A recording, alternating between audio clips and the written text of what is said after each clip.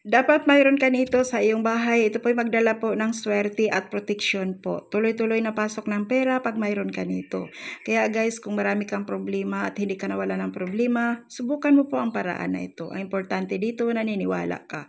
Kasi guys, ito po, magdala po ito ng swerte sa pananalapi at hindi lamang po maliit na halaga ang pwedeng dulot nito. Ito po'y mag-attract po ito ng napakalaking halaga ng pera na pwedeng ikabago ng buhay mo at ng buong pamilya. Kaya guys, panoorin niyo po ang video na ito hanggang sa dulo po. At kung kayo man po baguhan dito sa ating YouTube channel, huwag kalimutan i-like, i-share, subscribe na rin po guys. Kung hindi pa po kayo nakapag-subscribe, don't forget to hit the bell button for notification.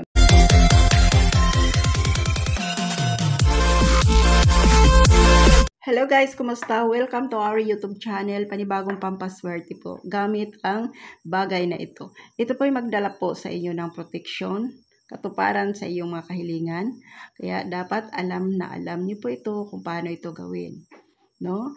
Ito po guys, no, kailangan sa paggawa nito, kailangan positive ka at naniniwala po kayo na mayroon itong dulot na swerte sa iyo. At ito po, napakalakas nito na paraan upang itaboy ang lahat ng mga negative energy at hindi po makapasok sa iyo pong bahay. Kaya dapat mayroon kayo nito guys. So ito po ang ating pag-usapan ngayon.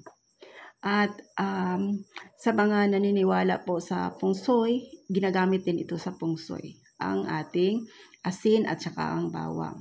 Ito po guys, ang ating asin. Ang asin naman po ay pangtaboy malas po ito and then pantawag ng swerte. Ganon din ang ating bawang. At ito po guys, ang simbolo po ng bawang ay talagang kumpul-kumpul na swerte ang darating sa iyo. Maraming swerte po ang dulot nito. No?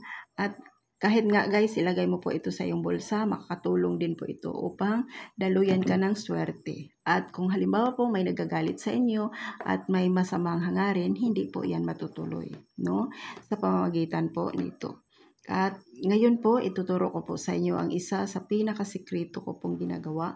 And then, salamat po sa ating mahal na Panginoon dahil marami na akong mga kahilingan na talagang binigay niya. At isa na dito ang kahilingan ko po na mananalo yung anak ko at sa awa ng Diyos nananalo talaga siya. Okay? So ngayon po guys, kailangan positive ka and then naniniwala ka na kung ano man ang iyong i-attract, kung ano yung manifestation na gagawin ninyo po ay magkaroon kayo ng connection sa universe. Kaya dapat importante, may focus ka sa gagawin mo. Guys, alam po ninyo guys, importante po na mayroon po tayong panglaban po sa mga negative energy. Okay po? Kasi po yung negative energy, yun po ang nagdala sa atin ng kahirapan. Hindi nagkakaunawa ng pamilya dahil napakalakas ng negative energy sa loob ng bahay. And isa na din yan guys, kahirapan sa pera, mga sakit, at mga problema po. Okay? At ito po yung nakakatulong po ito sa inyo guys, no? Pag mayroon kayo nito. Kaya, importante, alam mo po ito. Kaya, masaya po akong ibahagi sa inyo ito guys. So, ngayon, kailangan natin dito ang oras. Sa oras naman po, kailangan tahimik and then walang distraction. So, ito po ang dapat nating ihanda. So, ito po ang ating asin. Ito ang asin guys. Kahit anong klaseng asin, pwede kang gumamit. And then, ang ating bawang. Sa bawang naman po, 3 lang piraso na ganito po. And, kailangan natin dito yung lagayan. Ito po ang ating lagayan, guys. Yan. Ayan, ito po guys, no? Ito po yung lagi kong ginagamit. Kaya, mapansin po nyo may puti-puti dahil po yan sa asin. Okay? So, malinis naman po yan. Okay? So, clear po na glass ang ating gamitin. And then, syempre po, kailangan natin dito ang suka. Sa suka naman guys, ito pong suka guys, grabe talaga ito. Malakas po ito magtanggal or kontra sa mga negative energy. So ngayon pag ready na po guys, magsindi po kayo ng kandila. Then sa paggawa po nito, kailangan po pwede siya sa umaga, pagising mo sa umaga. Okay? So ngayon, ang una natin gagawin dito, ihanda na natin lahat and then may nakasindi na kandila dyan and then mag-umpisa na po tayo. So, ganito po ang gagawin ninyo guys.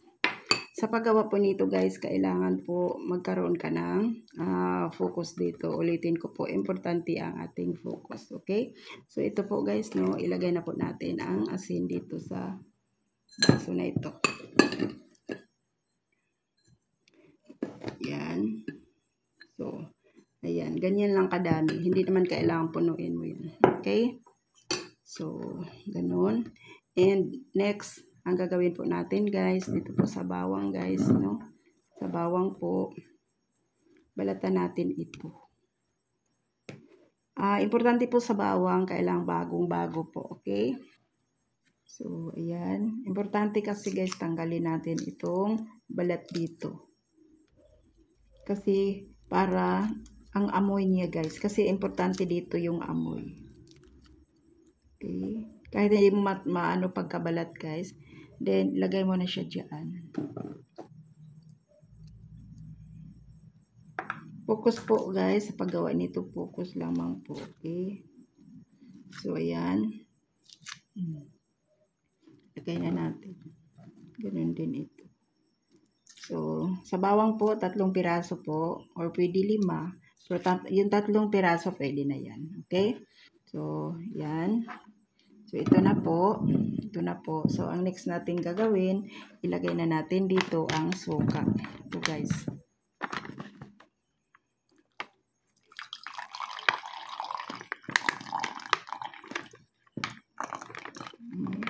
Kailangan po guys sa paglagay po nito, kailangan po yung suka po ay mas maano siya sa asin. Parang lampas siya dyan. Okay? Ganyan lamang po. So, wag mo nang lagyan ng tubig yan guys. Yan lang. No? So, ito na po ay nagawa na po natin ang isa sa pinaka malakas na pangtaboy kamalasan. Okay? Kaya guys, kung mayroon kayong mga karamdaman dyan na medyo talagang ilap na ilap sa iyo ang swerte, ramdam na ramdam po ninyo yung parang ang hirap. Kaya ito po, maglagay kayo nito palagi. So ngayon po guys, ito po ay dasalan po natin ito. So hilingin po natin sa ating mahal na Panginoon na ito po ay sa pamamagitan po nito, magkaroon tayo ng proteksyon, mataboy ang lahat mga negative energy sa loob ng ating bahay, at ano po ito guys, i-absorb nito ang lahat ng mga negative energy na hindi po makapasok sa ating tahanan. So ito po. So ngayon po guys, pwede po kayong maglagay nito sa likod ng iyong pintuan. Importante po, mayroon ka nito sa likod ng iyong main door. Yan. Kailangan po hindi siya makita pag may pumapasok na bisita. Okay? Doon po sa likod ng main door sa loob ng bahay. And then, maglagay din po kayo sa iyong kwarto. Sa kwarto at doon po sa iyong CR.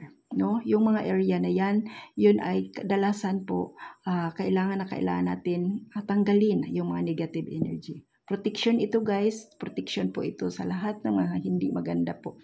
At ito po, pag mayroon ka nito, maramdaman mo po nito ay positive energy po. Una po guys, pag nakita po ninyo na namuumuo siya at namuti-muti po yung baso, ito po guys ay napakalakas ng negative energy na nakukuha dito sa loob ng iyong bahay.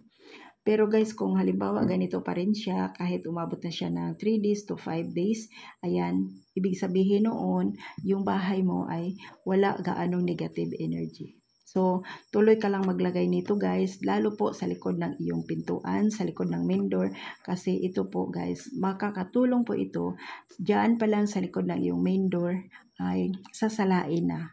Hindi na makapasok ang negative energy sa loob ng bahay. No? Kasi hindi po natin maiwasan kasi umaalis-alis po tayo. So pagbalik natin, hindi natin alam, mayroon po tayong nadadala ng mga negative energy. Kaya kailangan natin ito. So gawa naman po nito guys, umaga po. Okay? At magsindi kayo ng kandila. Magandang nito guys, pagising sa umaga, yung tahimik. Okay? So kailangan po ang pagpalit nito guys. Pag halimbawa, nakita mo na kailangan ng palitan, ito pong suka at saka yung asin, buhos nyo sa inyo pong inidoro and then i-flash ng maayos. And then ang bawang naman po ay iyo pong ibaon sa lupa. No? Kung wala kayong lupa dyan sa mga area po ninyo, balutin niyo ng cellophane din, itapon po sa basurahan. Okay? So, and then ito po, makatulong po ito sa inyo guys na mag-attract po ng swerte. Makapasok po ang swerte sa iyong loob ng bahay. Kaya importante na mayroon ka nito.